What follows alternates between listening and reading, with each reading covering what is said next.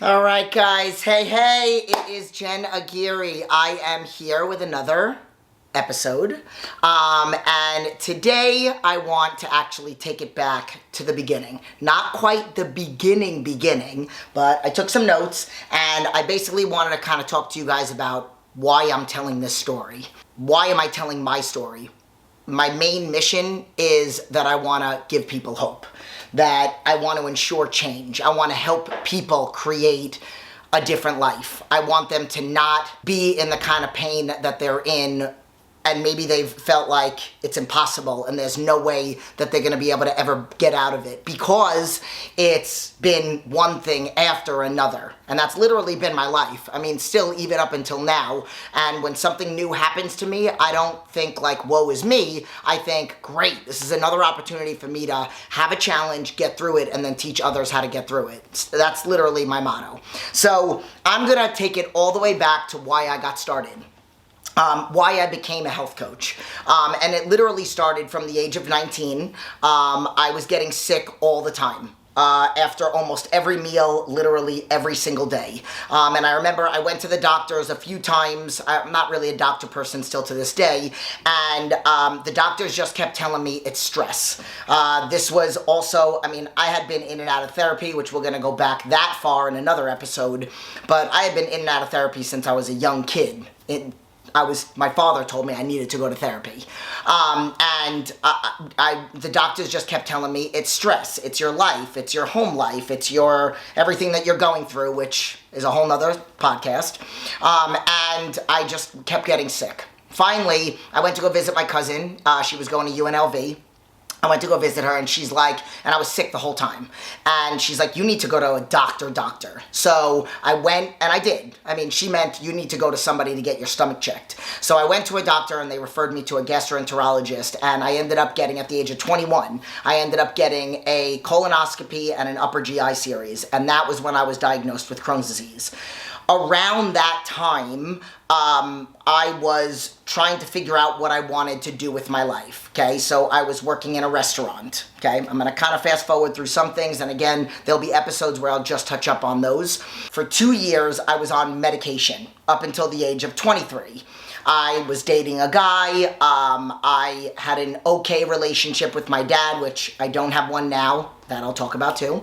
And I was really struggling with just everything. I was struggling with what I wanted to do with my life, and at one point I had said, which I had been inspired since I was 16 years old by a woman that I saw that was 70 walking at Long Beach, and she was ripped, and I was like, oh my God, and I asked one of my friends to teach me how to work out. And I wanted to become a trainer because I had this health concern. I had Crohn's disease. I wanted to get myself off medication because I knew it was, again, I was never really like I want to go to the doctor, I don't feel good. I was never that kind of person. And so I basically said that I was 23 years old, I'm on medication, I wanted to become a personal trainer. And my boyfriend at the time and my dad, who I was kind of close with, and I was close with him because of the relationship that I was in. We had a really, we're gonna get into like, my dad bullied me when I was a kid. I was physically abused by my dad, and that's important to this story. I have instances where I black out. He was very sexually inappropriate with me. I don't know how far it went. Again, there's a lot of therapy that I went to. I told them both that I wanted to become a personal trainer, and my boyfriend said I'd be embarrassed to admit that my girlfriend's a personal trainer, and my dad said I'd be embarrassed to admit that my daughter's a personal trainer. So I never did it. But I actually kind of, in the back, started looking up where I can go to a school. I found a school at New York Sports Club. I found a school in New York, East Coast Instructor Training School. I still, to this day, I know there's NASM, ISSA. There's a lot of very well-respected certifications, but what I love about this school is that a lot of the certifications are just like over the weekend, or a course or a test or whatnot. This was something that I had to take for months. I had to go to class, and that's the kind of learner that I need. I need to see it. I was working My boyfriend at the time was a sous chef at a restaurant, and I was the manager of the other restaurant. The owner owned 2 restaurants on the same block. And we wanted to open up a restaurant. Or he wanted to open up a restaurant. So I said, all right, I'll work the back end. I'll work the front end and you work the back end. So we did all this research, and I'm going to kind of fast forward through this. My father lent us money. That's also important to the story. So my father lent us money.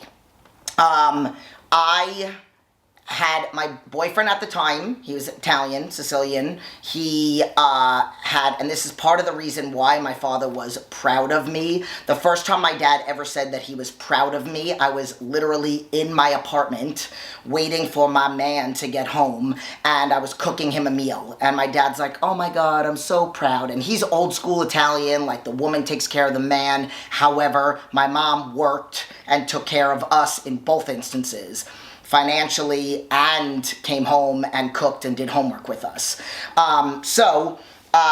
We were just about to open. And my boyfriend at the time had a bit of a temper, but I remember when we first dated, I had said to him, if you ever lay hands on me, you know my history with my dad. If you ever lay hands on me, get loud with me, disrespect me, anything, I'm done.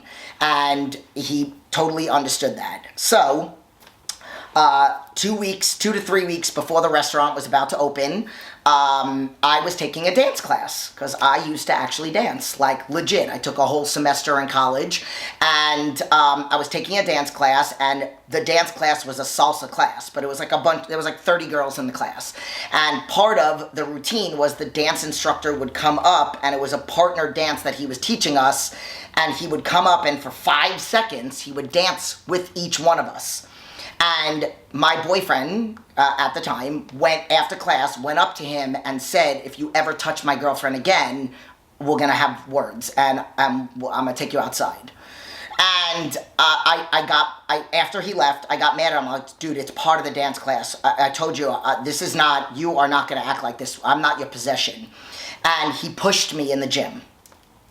And I was done. I said, if you ever lay hands on me. So I went home after my dance class. I finished it, because he actually called us out of the class. Finished my dance class, and I went back to the apartment, and he wasn't there. He went out. And I went to bed that night, and the next morning I got up, and I think it was a Friday night.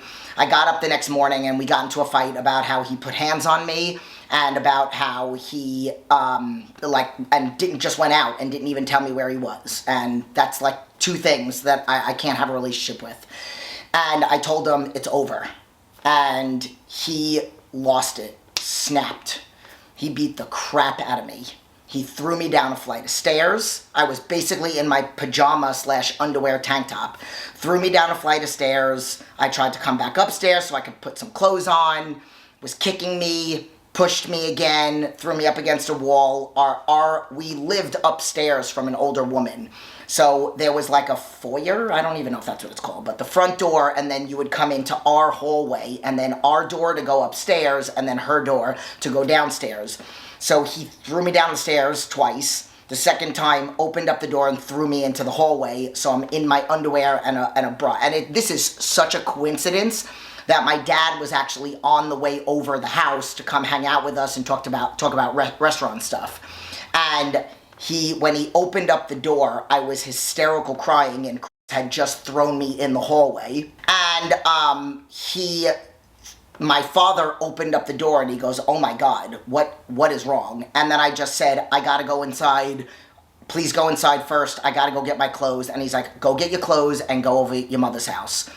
And I did. I went over my mom's house, and an hour later, my father called me and said, feels really bad.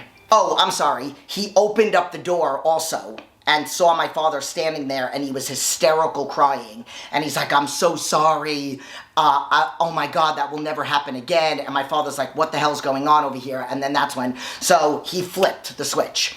So my father called me up an hour later, and he said, Chris is really sorry. At least it was only the first time he hit you.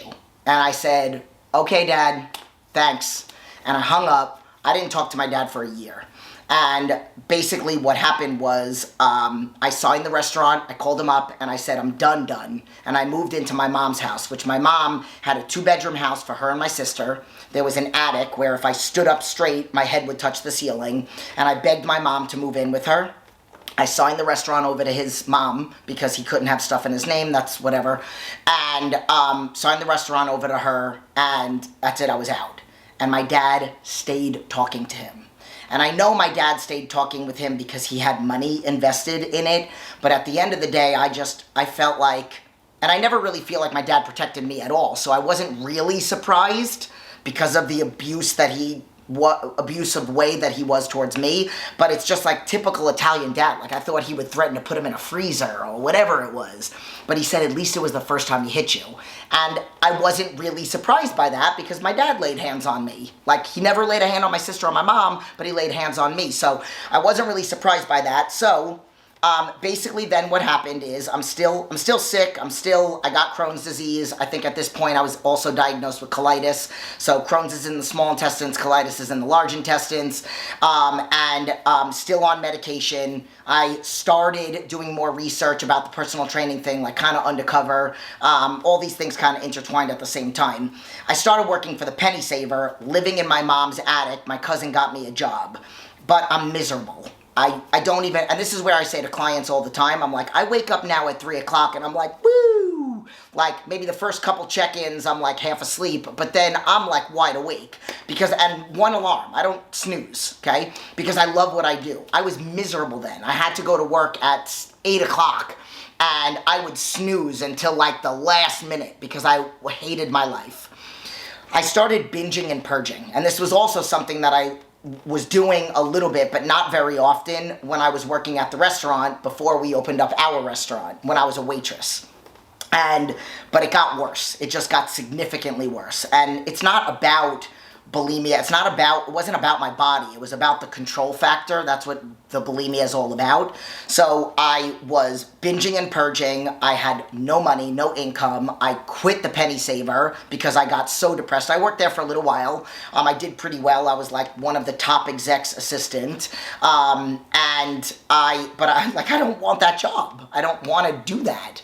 I remember I briefly one day talked to my dad, and that was the second time he said that he was proud of me. And I was like, dude, I'm an account exec. I'm basically somebody's BI, you know what. And he's like, but it's a prestigious job. It's a name. It's a title. And I'm like, but I hate it. I'm miserable. That was like the first and only time that I talked to him. And then I didn't talk to him for a really long time. He actually did not know that I was in the hospital. So I'm going to get to that, and then this is where I'm going to end the story, and then we'll save it for another podcast. Then what happened was I'm binging and purging for like a month in my mom's attic. I'm miserable. My sister's living there. I'm doing it when they're at work. I'm doing it, my sister was 20 at the time, so she had a job.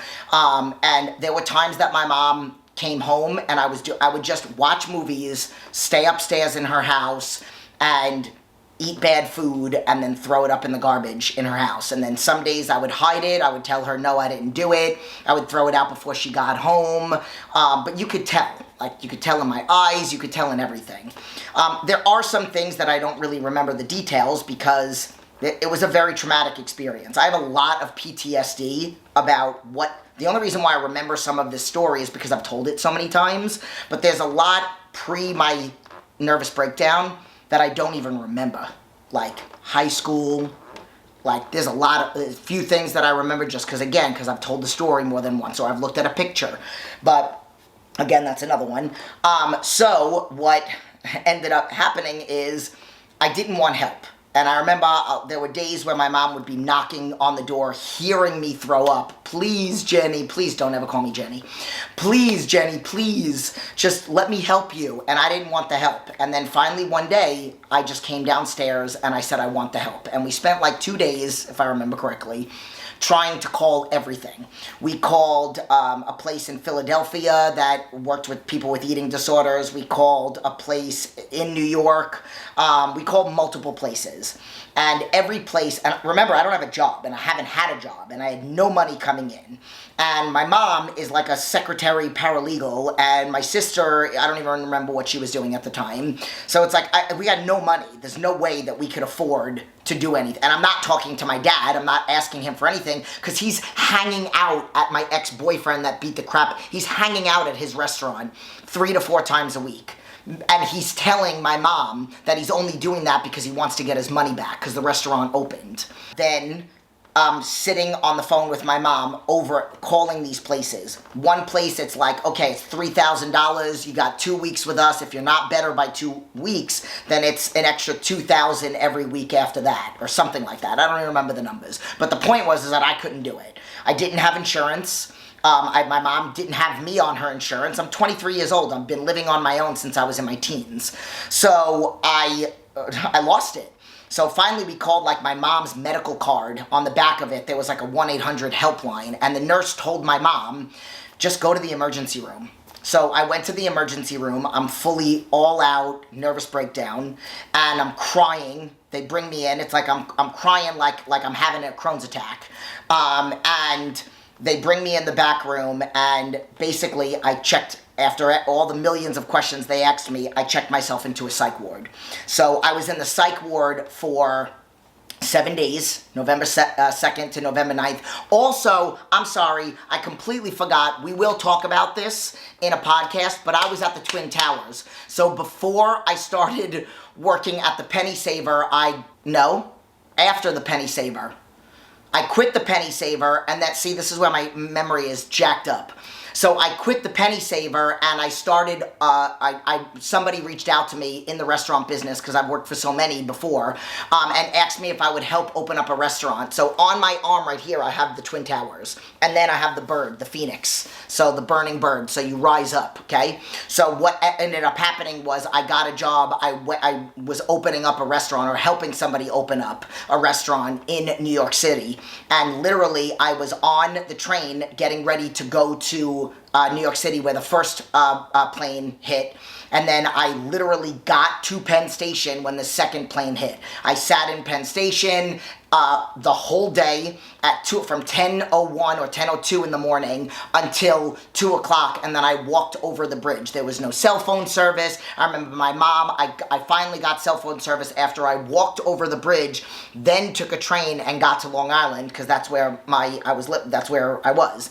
And I remember my mom was like, are you okay? I tried to call you. I had like a million messages, and that was when it all started to go down. That was when I was like a hot mess. So getting back to the whole nervous breakdown. So I'm literally in the psych ward for 7 days, and I get out, and everything that I do with clients to this day, like I have the education to back up my 20 years of experience, because 2021, I got out of the hospital on November 9th. Finished my certification in a couple months. I got a job working at New York Sports Club while I did intensive outpatient therapy. So I would go from like 8 until like 3 o'clock. I worked 5 a.m. opening up the gym. Then I would go to the therapy, and then I would go back and work at the gym, working the front desk until I finished my certification in April. And then I started working on the floor. And I had 2 certifications within the first 2 months, because I got my ECITS, and then I had to get NASM so that I can eventually work my way up to becoming a master trainer for New York Sports Club. So finished that, and from April to the end of the year, so not even a full year, out of 7 different states, New York Sports Club, Washington Sports Club, New Jersey Sports Club, I was ranked number 20 in the nation. And then it just got better from there. So the pace, basically, and this is where I'm going to end it, basically, my life and everything that I went through with my Crohn's, with my colitis, with my depression, with my eating disorder, when I got out of the hospital, I said, I never want anybody to feel the pain that I feel. I literally stopped my medication for my Crohn's because I never went on it for colitis. I stayed on whatever I was on, which I was on 4 different medications. Still getting attacks occasionally, really sensitive to food. I ate the same thing every day. I ate 13 meals, small meals throughout the day for years. I actually did that for years. That's actually what got me into remission. When I got out of the hospital, I cold turkey stopped my medication for Crohn's, and I got myself into remission.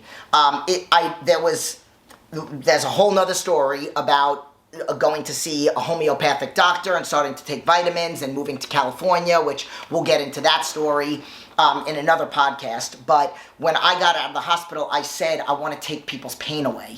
I want people to know that even though you have a medical condition, even though you have a history of abuse, even though you can turn your life around, don't live to satisfy. Because right now, if I was literally sitting in front of a line of people, there would be a bunch of them that think that they don't like the way that my physique is, they don't like that I got tattoos, they don't like my eyelashes, you can't please everyone. And at the end of the day, you're the one that looks in the mirror, and you're the one that pays your bills, and you're the one that has to feel like you're in your head throughout the day, and you're the one that you have to please. And if you like what you see in the mirror, or if you are trying to like what you see in the mirror, at the end of the day, you got to do what deep down in your heart makes you happy. And that's what I want to get people to recognize, that you just got to do something about it. You know, if you guys saw on my last, some of you, the podcast people, you guys should go follow me on my YouTube. YouTube is watching right now. So on YouTube, one of my last couple videos, because there's a few more that are going to come out, I did a video on vision boards. So that's something that I did years ago. This is the updated version of them.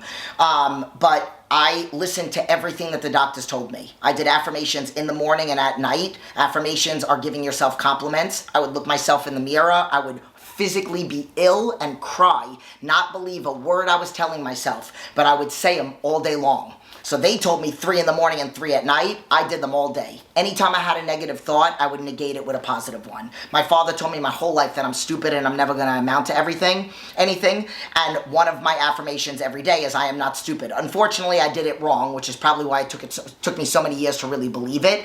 Because the secret tells you got to attract the way that you word things, which is why I do a lot of word corrections whenever I'm talking to clients. But example, instead of me saying I am not stupid, I should have been saying I am smart.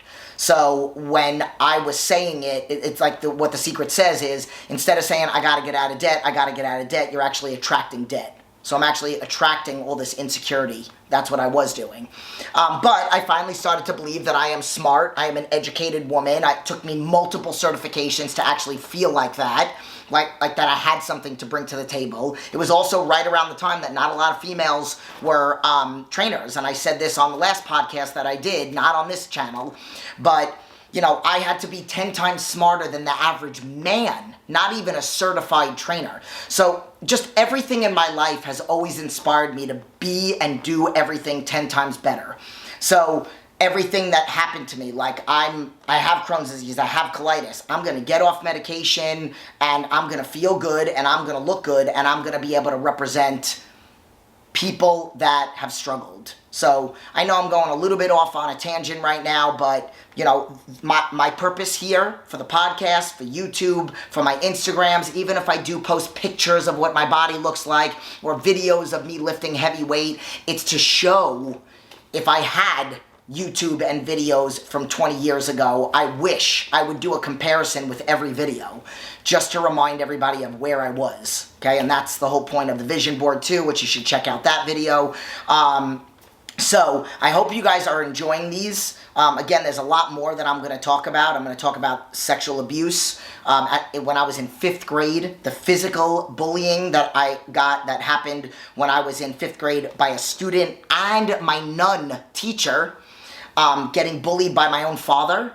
And then we'll go backwards before we go forwards, and then I'll start continuing to tell my story. So I hope you guys enjoyed this. I hope you found some kind of fire, because I am living my best life right now, and it doesn't happen overnight. So you guys just got to focus on little mini goals and stuff. But if you related to anything here, let me know what you guys think. Let me know if you like this video, if you were inspired. YouTubers, please like, share, subscribe. You guys on here, on my podcast, please follow, please subscribe, share it with your friends, spread the word, because all I want to do with everything, every outlet that I could possibly get out is inspire. And help promote change. So, love you guys, and I will talk to you soon.